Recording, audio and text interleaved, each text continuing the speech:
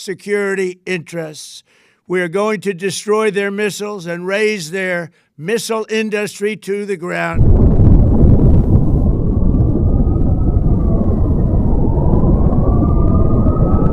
ይስጥልን ውድ ኢትዮ ከረንት የዩቲዩብ ገጽ ተከታዮችና አድማጮች እንደምን አላችሁ? ለዕለቱ የተመራረጡትን አርዕስተ ዜና ወደ እናንተ ይዘን ቀርበናል። በቅድሚያ የምንመለከታቸው ጉዳይ በመካከለኛው ምስራቅ ያለው ጦርነት ከልክ በላይ የሆነ ነው። በዚህም አርማሱን ወደ ጎረቤት ሀገር እያሰፋ ሲሆን ኢራን እርምጃ ወስዳለች። በዚህም የዜና ትንታኔ ያካተናል። ቆይታችሁ መሰሙት ይሆናል። ኢራንም በባህሪን በኩዌትና አቡዳቢ የሚገኝ የአሜሪካ ጦር ቤዝ ላይ ሚሳኤል ጥቃት ፈጽማለች። ለዜጎች የጥንቃቄ መልእክት ተላልፏል። ዩናይትድ አረብ ኤምሬት ባህሪንና ኩዌት የአየር ክልላቸውን ቢዘጉ ግን ጥቃቱ እንደቀጠለ ነው። የኢራኑ ጦር አዛዥ ከፍተኛ መሪ የነበሩት አሚር ሀቲም በዛሬው ዕለት በአሜሪካና በእስራኤል ጥቃት መገደላቸውን የእስራኤል የዜና ምንጮች ዘግበዋል። በኢራን በኩል የተሰጠ መግለጫ የለም። ሁቲ ኃይሎች በቀይ ባህር በኩል የሚያልፍ መርከቦች ላይ የሚያደርሱትን ጥቃት ዳግም እንደሚጀምር አስታውቋል። ከዚህም ጋር ተያይዞ የዜና ትንታኔ ያካተናል። የአሜሪካና የእስራኤል ጥቃት የኢራን መንፈሳዊ አያቶላህ አሊ ካሚኒን ቤትና በፕሬዝዳንቱ ላይ መኖሪያ ግቢ ላይ እንዳደረሱ ተሰምቷል። በዚህም ጉዳይ ዜና ጥንቅራችን አካተናል። ቆይታችሁ መሰሙት ይሆናል። እነዚህን የመሳሰሉ አርዕስተ ዜና ወደ እናንተ ይዘን ቀርበናል። ቤተሰብ ለመሆን ላይክ፣ ሼር፣ ሰብስክራይብ ማድረግዎን እንዳይረሱ። ወደ መጀመሪያ ዜና ትንታኔያችን ስናልፍ ከኢራን የተወነጨፉ ሚሳኤል በእስራኤል ላይ ጥቃት ማድረሳቸው ተገለጸ። የእስራኤል መከላከያ ሚኒስተር ኢራን የሚሳኤል ጥቃት መፈጸሟን አረጋግጠዋል። ኢራን ከእስራኤል የተሰነዘረበት ጥቃት ያጸፋ እርምጃ መውሰዷን ተገልጿል። በመሆኑም በመካከለኛው ምስራቅ ያለው ነገር በጣም የሚገርምና የሚያሳዝን ነገር ሆኗል። የኢራን ጦር ከፍተኛ አዛዥ አሚር ሀቲም በዛሬው ዕለት በአሜሪካና በእስራኤል ጥቃት መገደላቸውን የእስራኤል የዜና ምንጮች ዘግበዋል። ከኢራን በኩል የተሰጠ መግለጫ የለም።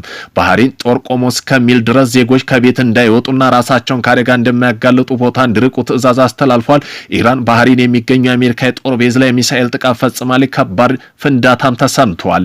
ከዚህም ጋር ተያይዞ ኢራን በባህሪን በኩዌትና አቡዳቢ የሚገኙ የአሜሪካ የጦር ቤዝ ሚሳኤል ጥቃት ፈጽማለች። ለዜጎቹ የጥንቃቄ መልእክት ተላልፏል። ዩናይትድ አረብ ኤምሬትና ባህሪን ኩዌት የአየር ክልላቸውን ቢዘጉም ግን ጥቃቱ እንደቀጠለ ነው። በሰሜን እስራኤል ከፍተኛ ፍንዳታ መሰማቱ ተዘግቧል። ኢራን አጸፋ እየሰጠች መሆኑን አሳውቃለች። እስራኤል ከአሜሪካ ጋር በመሆን በኢራን ላይ ጥቃት ከሰነዘረ በኋላ ወደ ሀገር ውስጥ የሚገቡ የኢራን ሚሳኤሎች ለመጥለፍ ባደረገች ሙከራ በሰሜን እስራኤል በፍንዳታ እየተናወጠ ይገኛል ሲል አልጀዚራ ዘግቧል። የኢራን መንግስታዊ ቴሌቪዥን ጣቢያ እንደዘገበው ኢራን በሀገሪቱ ላይ ለተሰነዘረው ጥቃት ያጸፋ ምላሽ መስጠት ጀምራለች። ወደ እስራኤል በርካታ ሚሳኤል ዘንበዋል። በፍንዳታ የተስጋቡት የእስራኤል ጦር የኢራን ጥቃት ተከትሎ የተቀሰቀሰው ሳል ለማጥፋት የአየር ክልል ስርዓቱን መጠቀሙን ተከትሎ ነው። በመቀጠልም ጥቃቱ ስለደረሰው ጉዳት ምንም የተገለጸ ነገር የለም። ዘግይቶ በወጣው መረጃ ባህሬንና ኩዌትና ኳታርም የአሜሪካ ጦር ሰፈሮች ላይ ጥቃት ማድረሷ ታውቋል። ኖታይ መሪ አያቶላህ አሊ ካሚኒ ሸሽተዋል። እንዲሁም የኢራን መንፈሳዊ አያቶላህ አሊ ካሚኒ ቴህራን ለቀው ወደ አስተማማኝ ስፍራ ተዘዋውረዋል ተብሏል። ሮይተርስ እንደዘገበው መንፈሳዊ መሪ የተዘዋወሩት እስራኤል በቴህራን ላይ ድንገተኛ ጥቃት መፈጸሟን ተከትሎ ነው። ጥቃት የተፈጸመው በመሪው ቢሮ አካባቢ መሆኑ የተነገረ ሲሆን በከተማዋም ከፍተኛ ፍንዳታ ተሰምቷል። አሁን ኢራን አየር ክልሉን የዘጋች ሲሆን እስራኤል ደግሞ አስቸኳይ ጊዜ አውጃለች። የመን የሁቲ አማጽያን በቀይ ባህር በኩል የሚያልፉ መርከቦች የሚያደርሰውን ጥቃት ዳግም እንደሚጀምር አስታውቋል። ከዚህ ቀደም እስራኤል በጋዛ እየፈጸመ ነው ያለው ጭፍጨፋ እንዲታቆም የሚል ተደጋጋሚ ጥቃት ሲከፍት ነበር። በዚህ ምክንያት የዓለም ኢኮኖሚ ላይ ከፍተኛ ጫና ደርሶ ነበር። ቡድኑ አሁን እስራኤል አሜሪካ ጋር በጋራ በመሆን በኢራን ላይ ከፈቱት ጥቃት ተከትሎ በቀይ ባህር ጥቃት እንደሚጀምር አስታውቋል። በኢራን የሚደገፈው ሁቲ አሜሪካ በእስራኤል ስም ከኢራን የምታደርገው ማንኛውም አይነት ጥቃት ለመመከት ዝግጁ እንደሆነ ገልጿል። ይህ ሁኔታ በቀይ ባህር ላይ የሚደረግ የመርከብ ጉዞ ዓለም አቀፍ የነዳጅ ዋጋ በአጠቃላይ በዓለም ኢኮኖሚ ላይ ተጽዕኖ ሊያሳድር ይችላል ተብሏል። ኢራን በእስራኤል ላይ የሚያደርሰውን ጥቃት ሰንዝራለች። ዛሬ የካቲት 21 ቀን 2018 ዓ.ም እስራኤል በኢራን ላይ ቅድመ መከላከያ ጥቃት ማድረሷን ተከትሎ ኢራን በበኩሏ ወደ እስራኤል በርካታ ሚሳኤል መተኮሷን የዜና ምንጮች ዘግበዋል። የኢራን ሚራ የዜና አገልግሎት የተያዙት የፍልስጤም ግዛት እስራኤል በኢራን ሚሳኤል እየተደበደቡ ነው ሲል ጥቃቱን አረጋግጧል። ቴልአቪቭ ጨምሮ በተለያዩ የእስራኤል ከተሞች የአየር ጥቃት ማስጠንቀቂያ ደወሎች እየተሰሙ ሲሆን ህዝቡ ወደ መጠለያ እንዲገቡ ጥሪ ቀርቧል። ይህ ግጭት ወደ ቀጠና ወደ ከፋ ጦርነት ሊያስገባ እንደሚችልም ተገልጿል። ኢራን በባህሬን የሚገኘው የአሜሪካ ጦር ቤዝ መታለች። ዶሃ የሚገኘው ካምፕን ደብድባለች። ወደ እስራኤል ሚሳኤልም እየተኮሰች ነው። ቀድመን አስጠንቅቀናቸዋል ስትል ተናገረች። የኢራን ብሔራዊ ደህንነት ኮሚሽን ኃላፊ ኢብራሂም አዚዝ በእስራኤል ላይ የሚወሰደው እርምጃ መቀጠሉን ተናግረው ኃላፊውም ኢራን በእስራኤልና አሜሪካ በኢራን ላደረሰችው ጥቃት ተገቢው ምላሽ እየሰጠኝ ነው ሲሉ ገልጸዋል። ቀድመን አስጠንቅቃቸዋል፣ የጀመራችሁት የቁልቁለት ጉዞ በቅርቡ ያበቃል በማለት ዝተዋል። እስራኤል 5 ከተሞች በኢራን ኢላማ መደረጋቸው ጠቁመዋል። እስራኤል በበኩሏ ከአሜሪካ ጋር በመወገን ኢራን ላይ ሌላ ዙር ጥቃት መጀመሯን ገልጻለች። የተባበሩት አረብ ኤምሬት በኢራን ጥቃት እንደተፈጸመባት አንድ ኢንዶኔዥያ ሰው እንደሞተባት ገልጻለች። ኢራን ያጸፋው ጥቃት እስራኤል ላይ ብቻ አልተገደበም። የአሜሪካ የጦር ሰፈሮች ይገኙባቸው ባለችው መካከለኛው ምስራቅ ሀገራት ላይ ድብደባ አካሄደለች። ድብደባ የተፈጸመው ሀገር የተባበሩት አረብ ኤምሬት፣ ጆርዳን፣ ኳታር፣ ባህሬን፣ ኩዌት ናቸው። ከዚሁ ጋር በተያያዘ የተባበሩት አረብ ኤምሬት የመከላከያ ሚኒስተር በርካታ ሚሳኤሎች መክሸፋቸው የገለጹ የአቡዳቢ አንድ ኢንዶኔዥያ ሰው መሞቱን አረጋግጠዋል። ሰው የሞተው በመኖሪያ መንደር አካባቢ በወደቀ ፍርስራሽ መሆኑን አመላክተው የንብረት ጉዳት እንደደረሰም ገልጸዋል።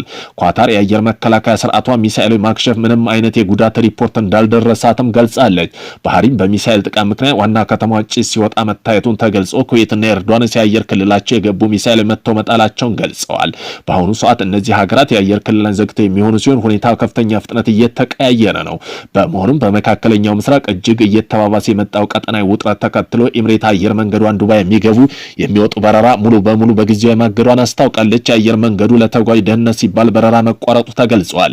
ተጓዦች ወደ ኤርፖርት ከመሄዳቸው በፊት የበረራ ሁኔታ በድረገጽ እንዲያረጋግጡ አሳስቦ በዱባይና አቡዳቢ የተለያዩ አካባቢ የፍንዳታ ድምጽ መሰማታቸውን ኤንማኞች ዓለም አቀፋዊ ዜና ወኪሎች ገልጸዋል። ይህ የሆነው በተባበሩት አረብ ኤምሬት መከላከያ ኃይል ወደ ሀገሪቱ የተተኮሱ ሚሳኤል በአየር ላይ ለማክሸፍ የሚደረገውን ጥረት እንደሆነ ተገልጾ እስካሁን ባለው መረጃ አቡዳቢ በወደቀ ፍርስራሽ አንድ ሰው ሕይወት ማለፉ የተረጋገጠ ሲሆን በዱባይ ስላለው ጉዳይ መጠንም ስላለው ጉዳትም የተባለው ነገር የለም። በአሁኑ ሰዓት በመካከለኛው ምስራቅ ቀጠና ውስጥ አውሮፕላን ማረፊያ የቆመ ምንም አይነት የኢትዮጵያ አየር መንገድ የለም ሲል የኢትዮጵያ አየር መንገድ ገልጿል። የኢትዮጵያ አየር መንገድ መካከለኛው ምስራቅ ባለ የጸጥታ ሁኔታ ምክንያት አንዳንድ ከተሞች የሚደረጉ በረራ በጊዜያዊነት የሚያቋርጠው መሆኑን ገልጿል። በመካከለኛው ምስራቅ ቀጠና በየተቀሰቀሰው አለመረጋጋትና የጸጥታ ስጋት የኢትዮጵያ አየር መንገድ አንዳንድ ከተሞች የሚያደርገውን በረራ ለጊዜው የሚያቋርጥ መሆኑን የአየር መንገዱ አረጋግጧል። የአየር መንገዱ ከፍተኛ ኃላፊ በክልሉ ባለ የጸጥታ ምክንያትና የኢትዮጵያ አየር መንገድ ኢትዮጵያ ሲቪል አቪዬሽን ባለስልጣን የሚመለከታቸው አውሮፕላን ማረፊያ ካሉ የሲቪል አቪዬሽን ባለስልጣን ጋር የሚመካከር መሆኑን ገልጸዋል። በምክክሩ መሰረት መሬት ላይ ያለው ተጨባጭ ሁኔታ ግምት ውስጥ በማስገባት ወደ አንዳንድ መካከለኛው ምስራቅ ከተማ የሚያደርገው በረራ ለጊዜው ያቋርጣል ብለዋል። ተጨማሪም በአሁኑ ሰዓት በመካከለኛው ምስራቅ ቀጠና ውስጥ አውሮፕላን ማረፊያ የቆመ ምንም አይነት የኢትዮጵያ አየር መንገድ የለም ሲሉ ገልጸዋል። በጆርዳን፣ ባህሬንና ኩዌት፣ ኤምሬትስ፣ ኳታር በኢራን ጥቃት ተፈጸመባቸው። ኢራን፣ የኳታር፣ ባህሬን፣ ኩዌት፣ የተባበሩት አረብ ኤምሬት የአሜሪካ ኃይሎች ላይ ጥቃት ፈጽማለች። ባህሬን የአሜሪካ ባህር ኃይል 5ኛ መርከብ ዋና መስሪያ ቤትና የሚሳኤል ጥቃት መፈጸሙን አረጋግጣለች። የኳታር መከላከያ ሚኒስተር ኢራን ሚሳኤል በፓትሪዮት መከላከያ ስርዓት መጥለፋቸውን ሲያሳውቁ የተባበሩት አረብ ኤምሬት መዲና አቡዳቢ ከፍተኛ ፍንዳታ መድረሱን ሮይተርስ የዜና ወኪል ዘግቧል። ኳታር፣ ኩዌት የተባበሩት አረብ ኤምሬት የአየር ክልላቸውን ዘግተዋል። ቀደም ሲል ኢራን አብዮታዊ ዘብ ዩናይትድ ስቴትስ እስራኤል ጥቃት ተከትሎ ሚሳኤልና ሰው አልባ አውሮፕላኖች ወደ እስራኤል ማስወንጨፋቸው አረጋግጠዋል። እንደ ፋርስ የዜና ወኪል መረጃ ከሆነ ኢራን ኢላማ ያደረገችው በኳታር ውስጥ አልኡዳዲ አየር ማረፊያ፣ ኩዌት አሊ ሳልም አየር ማረፊያ፣ በኩዌት የተባበሩት አረብ ኤምሬት ውስጥ አልዳፍራ የአየር ማረፊያና ባህሬን የሚገኙ ዩናይትድ ስቴትስ የጦር ሰፈር ነው። የተባበሩት አረብ ኤምሬት፣ ዱባይና አቡዳቢ በርካታ ፍንዳታ እያስተናገዱ ነው። ከኢራን የሚመጡ አጸፋዊ እርምጃ በመስጋት የተባበሩት አረብ ኤምሬት የአየር ክልሏን ብትዘጋ ፍንዳታ እያስተናገደ ትገኛለች። ኤምሬት የሚገኘው አልዳፍራ የአሜሪካ ጦር ሰፈር በኢራን የበቀል ጥቃቶች ኢላማ ከተደረጉ ቦታ አንዱ ሆነዋል። በመካከለኛው ምስራቅ ውጥረት የበረራ መስመሮች እየተቀየሩ ነው። በአሁኑ ሰዓት መካከለኛው ምስራቅ በተፈጠረው ከፍተኛ የጸጥታ ውጥረት ምክንያት የክልሉ ሰማይ ከፍተኛ ሁኔታ ተቀይሯል። እንደ ቀጥታ የበረራ መከታተያ መረጃዎች አውሮፕላኑ በተለመደው ቀጥታ መስመር ወጥተው ረጅምና ጥንቃቄ የተሞላባቸው አቅጣጫ እየተከታተሉ ይገኛሉ። ኢራን፣ እስራኤል እና ኢራቅ የአየር ክልላቸው ለሲቪል በረራዎች ዘግተዋል። በርካታ ዓለም አቀፍ የአየር መንገዶች እንደ ኤምሬት፣ ኳታር ኤርዌይ እና ኢትሃድ በረራዎች እየሰረዙ መስመር እየቀየሩ ነው። በረራ ተቀይረው ደቡባዊ ሳውዲ አረቢያ መስመር እየተከታተሉ በመሆኑ የበረራ ጊዜ መራዘም መዘግየቶች ሊኖሩ ይችላሉ። ወደ አካባቢ የሚገኙ ተጓዦች የበረራ ሁኔታ ከአየር መንገዱ ጋር እንዲያረጋግጡ መክረዋል። በመሆኑም ኢራን ያጸፋ ጥቃት ለመሰንዘር እየተዘጋጀች መሆኑን እየገለጹ ሲሆን በኢራን ሰፊ ወታደራዊ ዘመቻ ጀምረናል፣ ከጨካኙ የኢራን አገዛዝ የሚያወጣው ስጋት እናጠፋለን፣ ሚሳኤሎች እናወርማለን፣ ሚሳኤል ኢንዱስትሪ ይጠፋሉ፣ ይወርማሉ ሲሉ የአሜሪካው ፕሬዝዳንት ዶናልድ ትራምፕ ገልጸዋል። በዚህ መሃል ጉዳት ሊደርስብን ይችላል፣ ይህም የተለመደ የተለመደ በሁሉም ጦርነቶች ውስጥ የሚከሰት ነው። ነገር ግን ይህ የምናደርገው ለአሜሪካ ደህንነት ነው ብለዋል።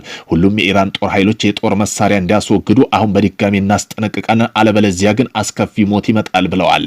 በሽብር በቴህራንና በቴልአቪቭ ንጹሃን ለህይወታቸው ሲሉ ወደ መጠለያ እየሸሹ ነው። መካከለኛው ምስራቅ የተቀሰቀሰው ቀጥተኛ ወታደራዊ ግጭት በሁለቱም ሀገራት የሚፈጥረው ንጹሃን ላይ ከፍተኛ ድንጋጤ ፈጥሯል።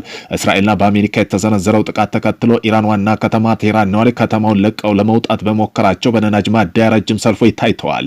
የዓይን እማኙ እንደገለጹ በከተማው ሰሜናዊ ክፍል ጭው ያለ ጸጥታ የሰፈነበት ሲሆን አብዛኛው የንግድ ተቋማት ተዘግተዋል።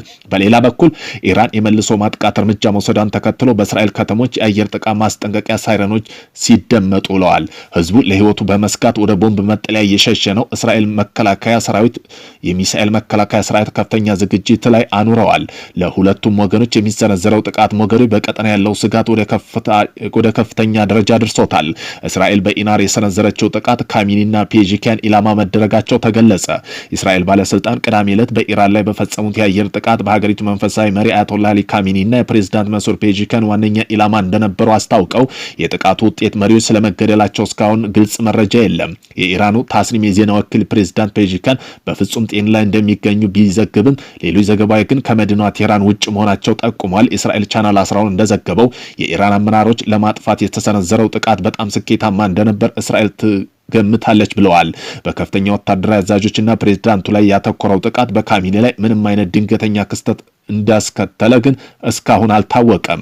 በደቡብ ኢራን የሚገኘው ትምህርት ቤቶች እስራኤል በተፈጸመ ጥቃት የሞቱት ተማሪ ቁጥር ወደ 24 ተሸቀበ። ቀደም ሲል በደቡብ ኢራን ሆርሙጋዛን ግዛት የሚገኘው ሚናባ በተባለ ከተማ ውስጥ የሚገኘው የአንደኛ ደረጃ ልጃገረዶች ትምህርት ቤት ላይ እስራኤል በፈጸመችው ጥቃት 5 ሰዎች ህይወታቸው ማለፉን አልጀዚራ ዘግቦ ነበር።